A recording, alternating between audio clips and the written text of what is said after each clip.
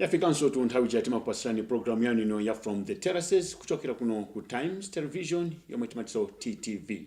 Mprogramu ino mukhale ndine mkonzi ndi mulutse Pirirani Kachinziri, komanso tu mprogramu ino sindri ndekha ndikhaletu ndikucheza ndiye madali treasure wa beach soccer Brutus Jovu. Ndiye timve kuti kodi ku beach soccer mpungwe nali kumeneku ukuti bwanji kuti nanga komiti imeneyi ikuti chani pa nkhani zimene zakhazi kuchitika ku beach soccer. Nje mutakhala pomwepo paipo tikubwera ndi zambiri.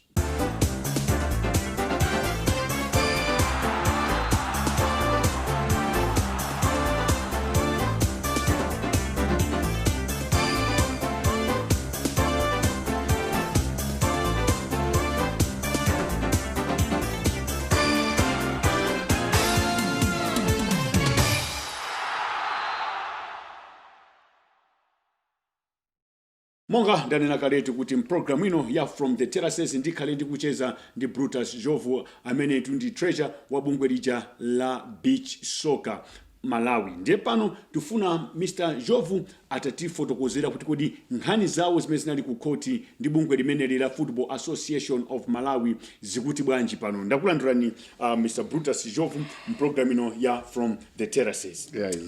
Choyambirira tidamva kuti kudali mpungwe ku beach soccer pakati pa beach soccer Malawi ndi parent organization yanu ya Football Association. Cheni mwina mwachita tipasani background. Chinachitika ndi chanu nkhani imene mpaka na ikafike ku court.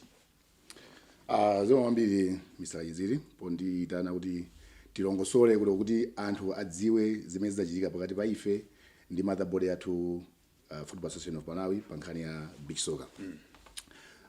Nkhani imene inayambisa zonsezi inayo kuti ife ma affiliates athu analemba kalata kuti lembera ife ngati executive committee kuti tithese committee yathu chifukwa kuti anali ndi zina zimene iwo amaona kuti sizimayenda bwino.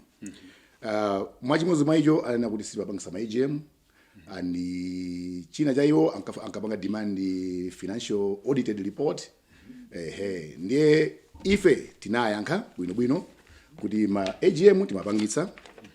And the last AGM imene tinakhala nayo inali pa 5 August 2018 ku Sunbelt ku Livingstone ya Usalima.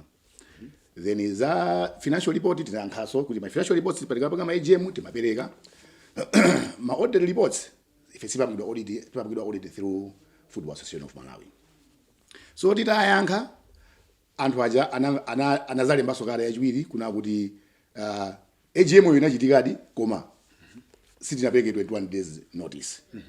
Ndiye tili nkati kuti tayankhe tinazangomva tinalanda sokata kuchoka ku Football Association of Malawi kuti panga order kuti tikhale ndi zisankho. Ndiye ife tinayodaba kuti a Football Association of Malawi akuti panga order kuti tikhale ndi zisankho chifukwa chani? One sanamve mbali yathu monga ngati affiliate wawo kuti chimene chinachitika ndi chani. Komanso chodabwisa chinayo kuti iwo akuti panga order ife kuti tikhale ndi ma elections chifukwa chani? Chifukwa Football Association of Malawi ibe mandate yopanga order affiliate wawo kuti apangise zisankho. So nkhani inayi pakati pa ife ndi affiliates athu. Ndiye atalemba kata ija tinayankhaso Football Association of Malawi kuti ayi ife tikuona ngati mwadusa pamene mmayina kugwirira ntchito. Apa mukupanga medo inawa committee. Committee athu is independent. Ma decisions amene timapanga ndi ifeyo a beach soccer. Tinayankha zimene ya Football Association of Malawi anatiyankhaso kuti iwo ndimene akudziwira akuti zisankho zikhale pobe pa 20 July chaka chino. Ndiye ifeso tinayankha pa 2 July kwayankha Football Association Malawi kuti ifeyo decisions zamwe mpangawa sakugwirizana ndi zimene ma farm statutes amayankhula komanso laws of natural justice abasiurani sinaende bwino. So afamu sanatiyankhe katayo mpaka na tsiku la lero. Kena kutaona pa 20 July paja zisankho jasizarani sizinachitike. Sitandeso any communication from farm tilangoma kumvano ma newspaper ndi ma radios kuti kuli zisankho pa 25 July. Ndiye ife timadikirirabe kuti a Football Association atilembera kumataona kuti sakutilembera. So we had no choice koma kuti no tipange seek redress on this. Ndiye nkona tinapita ku court kuti mwina mwake a court atithandizeko. Tiyekire pa court. Tisanafike pa court pa tiyembe kumva kaye chinthu chimodzi. Mwanena kunazo kuti inwa beach soccer simapangidwa audit through Football Association of Malawi. Tafotokozani pamenepo. You are saying you are an independent body, komanso at the same time nazoti mapangidwa audit through Football Association of Malawi. Ife timakhanira ndalama tochepa kwambiri. Okay. Ngati beach soccer. Ife tibe o sponsor. Ndalama zochokera ku FIFA zimene timapangirani ma competitions athu. So ndalama ziyamataka tipase famu ife zonse financial documentation yonse timaipiso kuti famu. Chifukwa kuti anthu apange kale audit on us sizingatheke because it's expensive. It's expensive sizingatheke iyayi. Bebo ndalama nzochepa. Ndalama zochepa kwambiri. Ma documents athu onse timatumiza kuyani ku farm. Ndikuyeko ndimapanga yani amapanga audit. So which means my financial reports amene amanenedwa onse umatumiza ku farm. Ngadafuta financial report ya beach soccer or kuti ndalama za beach soccer zaenda bwanji afamu ife timatumiza ma liquidations athu onse kuti ku farm. Afamu akati pasa ife ndalama kati pasa 100,000 ife timaina kuonesa kuti 100,000 iyi takuisa chilo motere zonse ziyambe yani ku farm. All documents timapita ku farm. Farm na audit ndi yani amapangidwa audit la farm. Inuyo, you are an affiliate wa Football Association of Malawi. Ndiye apa mukunazo kuti farm has no mandate to interfere ndima operations anu. Tatilongosolera ndi pamene pakuti kweni nchifukwa chani farm ilibe mphamvu yoti kozolowera pa ma operations za beach soccer. Koma at the same time nazo di beach soccer ndi parent wa football ndi mwana wa Football Association of Malawi. Pankhani mene kuti mukhaende chithunzi chabwino ndikubwesa ndi nkhani mene yachika ku women football. Ku women football mafiliya sa women football analimbera kalata afamu. Wati kuza madandaulo amene ali nawo ndi women football as a parent organization yawo association yawo. A Football Association of Malawi analemberanso mafiliya saja kuti inuyo muthale ndi association yanu. Kuthandaza kuti nkhani zimene zikuchitika umumu mu association iyo akuyena kuzipanga solve ndi aini yake association iyo. In this case ife ngati wolfamu kasima zoti nkhani anamva kuti kanamva pa radio analembera kalata analembera chani sitidziwa iwo amene kuibweza nkhani ja kwa ma-affiliates athu chifukwa ife tipanga dili ma-affiliates athu ife timakhala ngati nkhala pakati ife tupanga dili ndi famu ngati motherboard ukuso tupanga dili ndi ma-affiliates athu so famu singachoke uku kumapanga dili ndi ma-affiliates athu directly. So famu simadziwa ma-affiliates, famu imadziwa inu. Famu imadziwa ifeyo as a national association. Similarly, so famu imadziwa Southern Region Football Committee ngati ma clubs awo. Iya ma clubs awo. So chimodzimodzi Super League sulomu imayang'anira ma club awo. Sulomu imapanga report ku famu. So nkhani ikakhala pakati pa sulomu ndi Bullets for instance. Why should famu come in? Asana awawa inaga asana tani. Okay. So it's a similar case ndimene ifeyo zinkhatu zathu zinalili.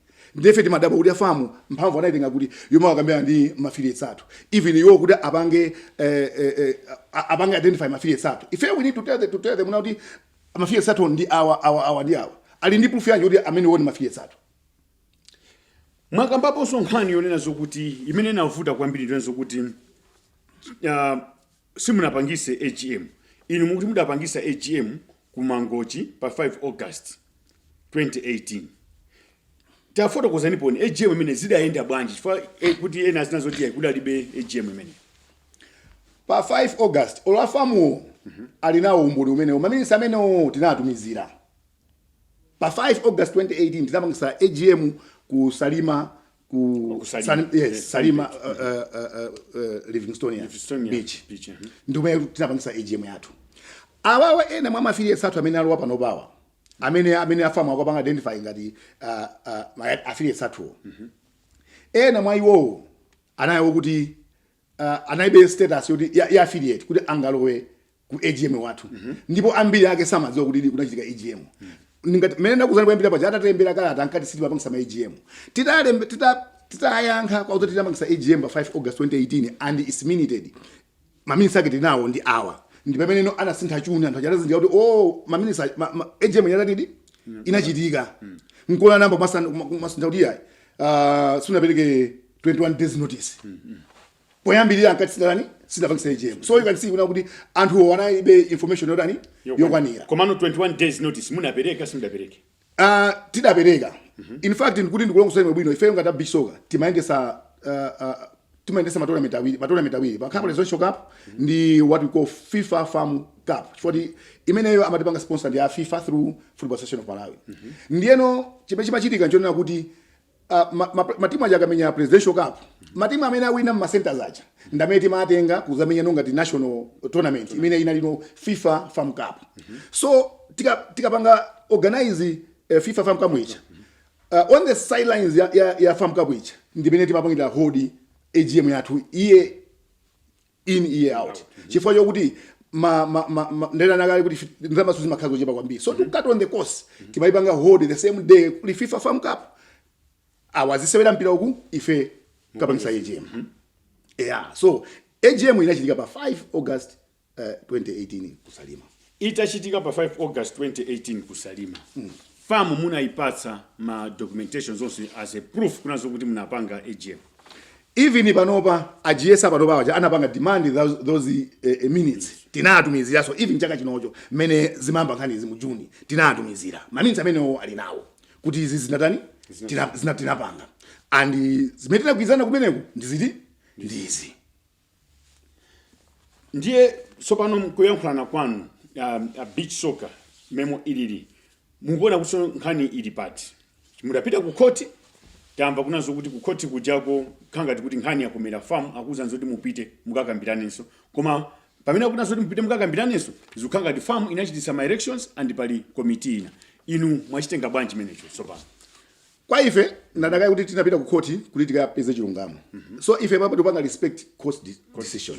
Kwa ife yo ngakhale muona kuti ujeni yakomera farm koma kwa ife tuna kuti a court atipasa room uno kuti no tikambirana zimene ife timapempha kwambira bakale kuti ife farm sala tipase nthawi kuti tikhale nawo basi tikambirana kuti timenchuka ndi yani. So meme muone chigamo chija ana kuti it was premature kuti ife alipita ku court koma apeka room for arbitration.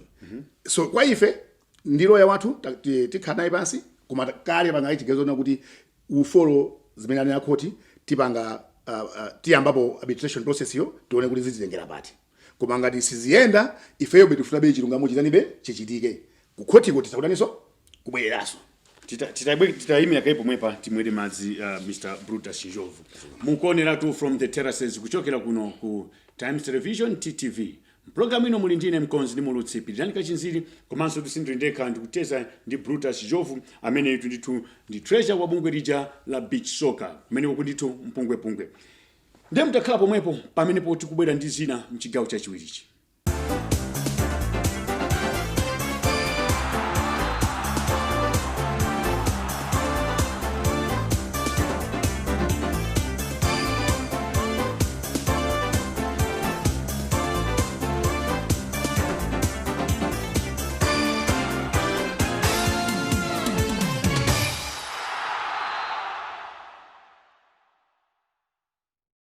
Monga ndanena kaletu kuti mprogramu ino ya From the Terraces ndikucheza ndi Brutus Njovu amene itu nditu anali msungichuma wa bungwe lija la beach soccer pamenepo nditu tsogolera nena la bungwe limene lisili kudziwika bwinobwino chifukwa cha nkhani zimene zili mukoti. Ndi mprogramu ino tikupitirabe kufunsa nabe mafunso Brutus kunazo kuti nditu titamva bwinobwino satanisana nkhani imeneyi.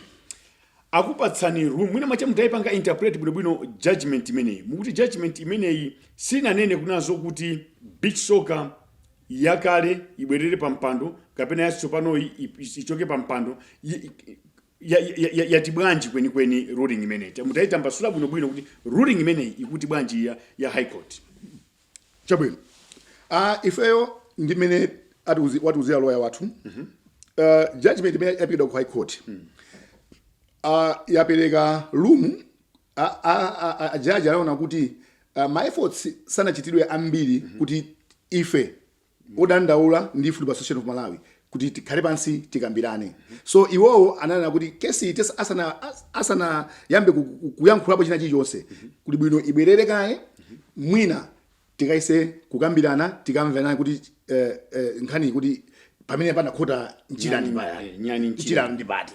So kwa ife ndi zimene takhala kuyambira katatu yoyambirira kwa yankha Football Association of Malawi tinawo zonse imodzi kuti inu yoti mangodzipangira zinthu zipanokha osatifusapo ifeyo osapereka room kuti ife tikhale pansi tikambirane chimene timachiona ife kuti chinachi chipinjo kwa ifeyo. So amene anenera pa court ifeyo tukhulupirira kuti atipasano njira imene timayenera kutani kutsata.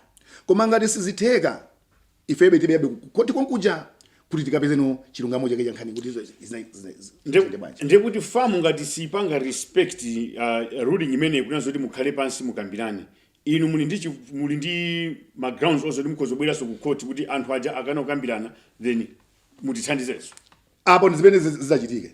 Ngati famu itatikanebe itatisatsebe ife tibeyabe ku court chifukwa ife pa nkhani imeneyi ngakhale anthu akumanaliza mpungwe kapena ma elections koma kwa ifeyo aini yake amene timenesa beach soccer nkhani timaona ngati sima elections kapena chani koma ndi chilungamo chimene chimaina kuchitika pa nkhani iyi tifuna timvesese.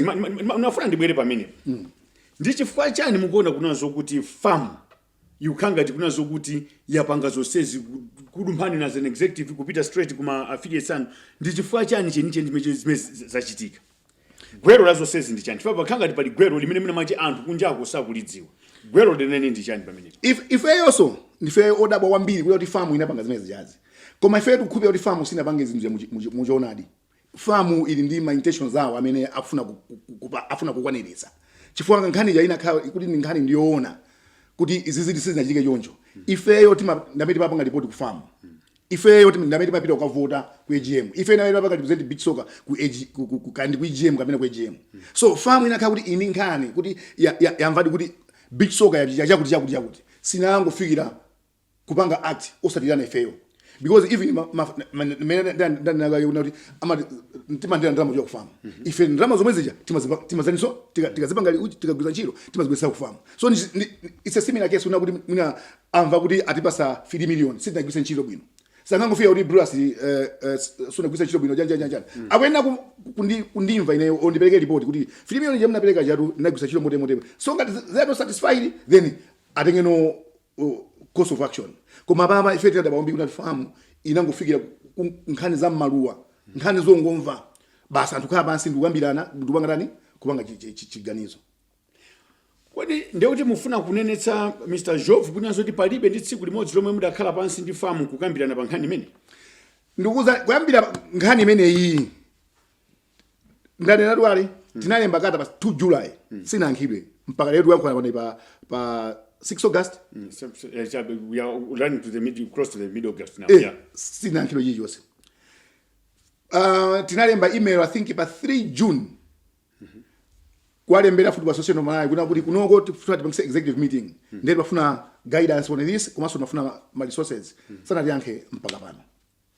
A president yanga aisakwe kwaimbira GS mafoni. Sana yankhiwe.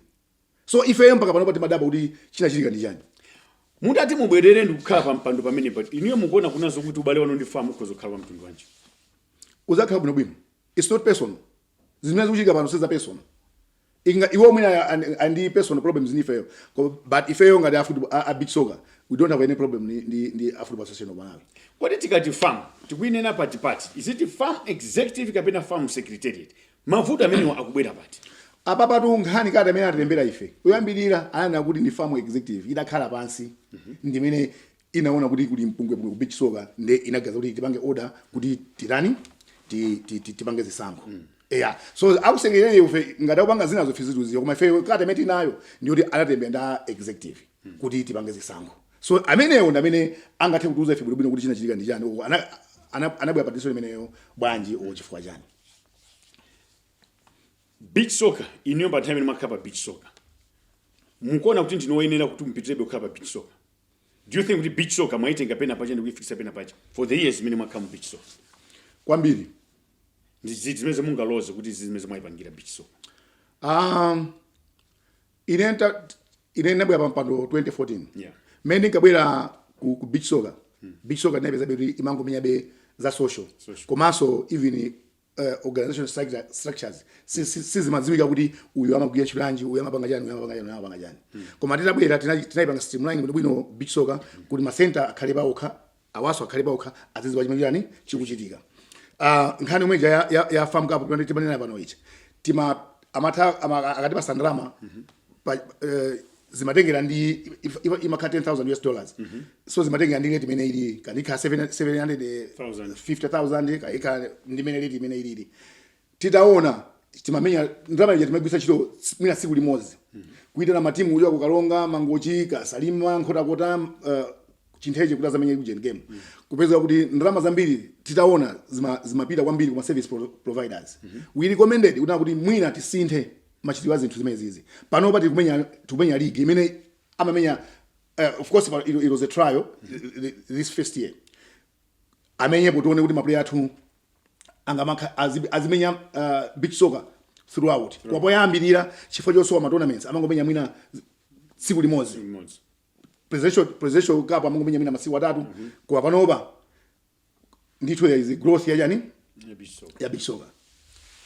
Mwatengapo ene tournaments, regional tournaments nthawi ya? Ma tournaments amene tapangapo participate. The best we did was ku Seychelles titathera number 2. We lost in the finals. Ku Tanzania ku Copa Dar es Salaam titathera for number 2. Koma for the past 2 years ina tinakhala number 4, ina tinakhala number 6 I think. Nje mukhoza kungazo kuti iniyo mwina mache beach soccer mwayika pena pacha? Kwa basi. And even panopa mmene namuja kuti organization ya beach soccer imachita kuoneka bwino kuti you can point kuti icho ndicho. Kumapeto kuti chifukwa chani simone ona zoti mwina mache mukajoina ma tournament wasizi maenda kweni. Vuto lene bobo matimu maplayer athu anabe nthawi yosewera beach soccer. Amamenya as I said mwina ma tournaments are competitive awawa mwina masiku awiri o masiku atatu pachaka. Koma we said itapita ku Tanzania I think 2018 metabwera akonana kuti no ma players akupanga like match fitness komanso selection criteria yosankha ma players imasowa chifukwa kuti ma players samamenya. So we believe kuti apa akamenya league fitness is khalapo komanso azitha kusankha bwino chifukwa cha performance ino osati kamene kuti kungozoti munthu wakuti kuti amenya beach soccer kwa pano is based on performance. Nje finally inuyo kweni ku beach soccer yo committee imene yakale ndi committee ya sopano titi chani pali committee kapena palibe committee timveze tipange deal ndi ati akale ndatsopano ife padakale panopa sitizachoke mu beach soccer. Ife padakale panopa sitizachoke mu beach soccer pokapo kankhani izathe ndezana kuti feyo chabwino tachokapo kuti azana kuti ya inyo ndino akale kwa padakale panopa mingu yankhwana nemu ifeyo ngati tikuzitchwabe kuti fa beach soccer sitinachoke mu beach soccer. So tine kuti ku beach soccer kuti ma committee awiri ya famu iyo ndi ya famu ndi ya famu akuzowa ndi ya famu koma ifeyo ngati padakale panopa sitinachoke mu beach soccer. Nde inuyo muzipanga report kwa ndani iya papa sizipanga report koma tifuna kuti nkhani ite pokapoka iwo so anene kuti azazi kuti committee imene akwenda panga deal ndi iyi chifukwa padakale panopa ife mmene anena muja ife nkhani ngati ku court simungane kuti nkhani yatani yatha. Anthu ena amanena zokuti it's against the FIFA rules. Malamulo a FIFA samalo nkhani zanu muzipita nazo ku court. Inu ndi chifukwa chani maganiza zopita ku court. Akachinziri inu ngati journalist woti mwakhalisa munomo nkhani imene iyi ndi nkhani yoti kwa ineyo olo kwa anthu ambiri ndi nkhani yoti anthu amangofuna kubisalirapo kuti azipanga zinthu zosakhala bwino. 2015 tu kumangoji titapita for AGM kuma elections kuna anthu anapita ku court zisankho nkhani kenaja ya zampira yomwe and anthu amene anapita ku court yo ena adali mujani mumpira momuno sanachoke yayi adali mujani mumpira momuno. Pali nkhani ya Silver Strikers ndi Wanderers panali nkhani kusamvesana kwa ndalama inapita kuja ku court mpaka court inapita chigamulo Wanderers ilipita Silver Strikers. Pali nkhani ya design soccer ndi Sulomo anapita so court anapita so chigamulo court. Pali nkhani ya former national team coach Enes Ntawali anaitenga famu court anakawina ku high court Enes Ntawali famu yomweyo imene unazoti sima club zoti mpia uzipita ku court inapanga appeal against that decision ku Supreme Court masabata atatu omweyo akandiyani yatani kodi ya wina. So akumazidula patipo kuti nkhani izi zampira izi sezampira. Mawu anomaliza Mr. Brutus kuma supporters a beach soccer mukhoza kwauza chani ndikupasani 1 minute. Ifeyo ngati a beach soccer tikungofuna kuti nkhani ithe bwinobwino tione chilungamo chake. President imene yapangidwa pano pa set si yabwino, even insogolo zimene zikapitirira ena waso ngakhale amene akwasapota pano pawo azaonanso zomwezi. So nthawi inoyo ndiyofuna kuti tingokhonza chinthu chizachitikenso, ma injustices ngati amene wawa asamachitike basi. Chabwino, ndasangalala kuti munabwera program ino ya From the Terraces kuzafotokoza nkhani zina ndi zina zokhudza nkhani imeneyi ya beach soccer. Ndikhulupirira nazo kuti ayi anthu amene akutionera pano iwowo ndithu amva chilungamo chenicheni kumbali yanu, tione kunazo kuti kodi nawo mbali ya famu atuze za mtundu wanji. Mumaoneratu From the Terraces kuchokera kuno ku Times Television TTV. Program ino mnali ndine mkonzi ndi mulutse Pirirani Kachinziri komanso ndi macheza ndi treasure wa beach soccer Brutus Jovu. Ndemutazakhala pomwepo sabata ya mawa tione kuti tikutengereni za mtundu wanji program yanino ya From the Terraces. Tingodzabwino zonse pamene mukuonera ma program tsatirawo.